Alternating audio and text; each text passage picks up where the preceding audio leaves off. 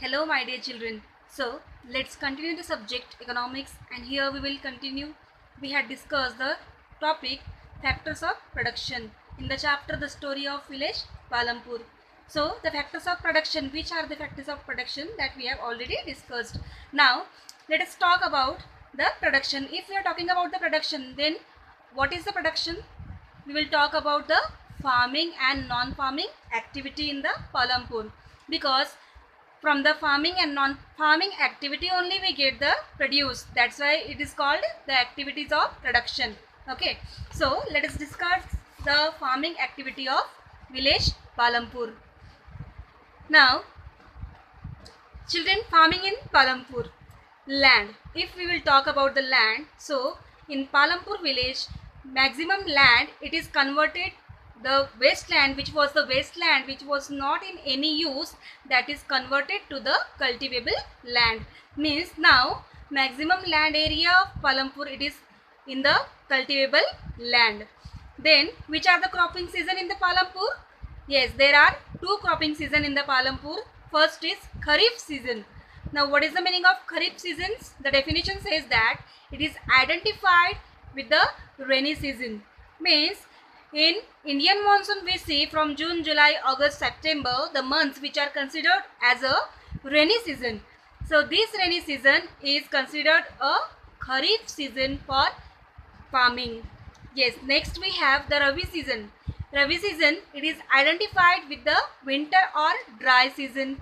So from after the Kharif season, after June, July, August and September, from November, whichever the winter season we see in the monsoon, in the Indian monsoon, that winter season is considered as a Rabi season. So mainly in village Palampur, both the seasons are used for farming. Yes, correct, for farming. Both the seasons are used. Now let us see the cropping pattern in Palampur. There are three cropping patterns in Palampur: single cropping pattern, double cropping pattern and multiple cropping pattern. Single cropping pattern means within a year only one crop is taken, one type of crop is taken from the farm, that is called single cropping season, single cropping pattern. For example, if we will see in the Maharashtra, maximally the rice cultivation is taken by the farmers.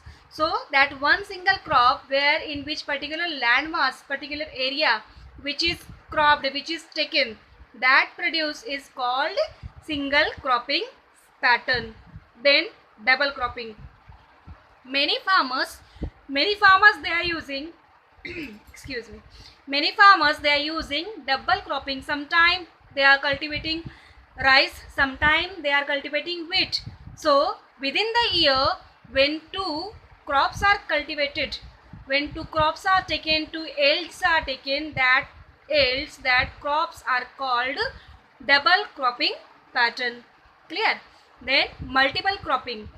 More than one and two crops are taken. Whenever more than one or two crops are taken in the same piece of land within 1 year, so that is called multiple cropping pattern.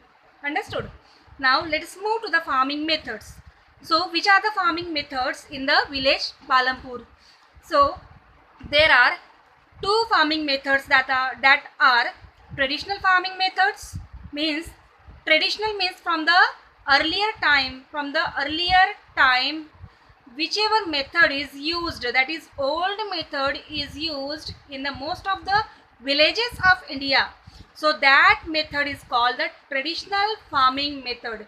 It is done with the old tools like dove, like bulls, with the help of bulls and dove, which farming is done, that is called traditional farming methods.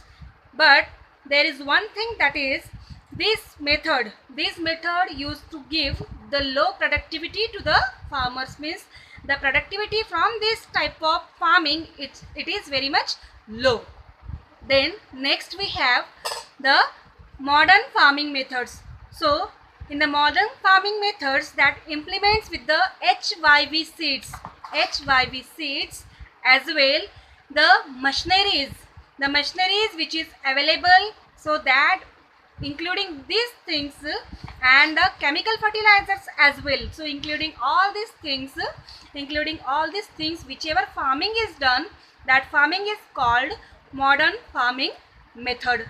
Okay, so here we will see what is the meaning of HYV seeds. Children, you know the meaning of HYV seeds? No.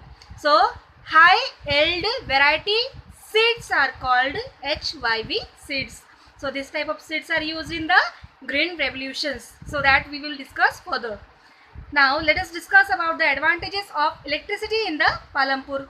Now by understanding the equipments in Palampur, you may understood that what is the importance of electricity in the village Palampur as well in any of the villages. So what is the importance?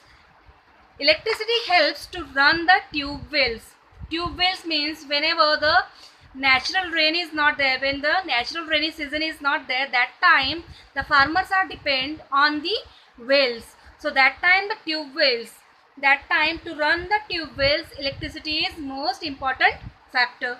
Yes, then it leads society from the darkness to light. It means whole people of villages, when they were living in the too much darkness, there was no electricity and they were depend on the lamps.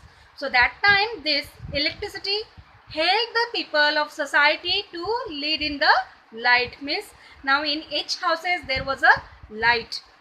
And third, transformation of irrigation system, means in the old time, in earlier villages, there was no system of electricity. That's why the farmer they were totally depend on the rainwater. So there were no sources, any of the sources, so totally they were depend on the rainwater. But now their farming methods, their cultivable land and farming methods are converted to the transformation system of irrigation. How?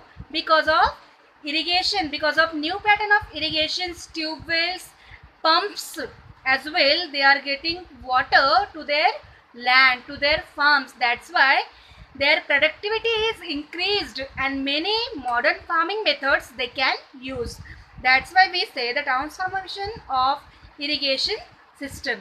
So these all are the farming methods of village Palampur.